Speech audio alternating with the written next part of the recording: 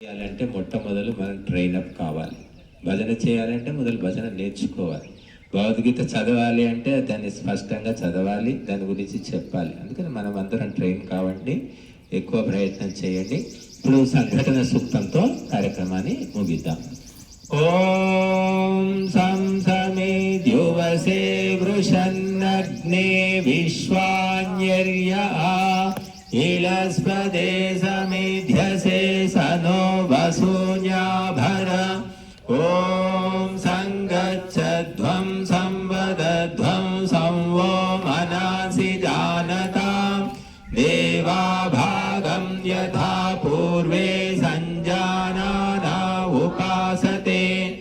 ఓం సమానో మంత్ర సమితి సమాని సమానం మనః సచిత్తమేషాం సమానం మంత్రమభిమంత్ర ఏవ సమానేన వో హవిషా జుహోమి.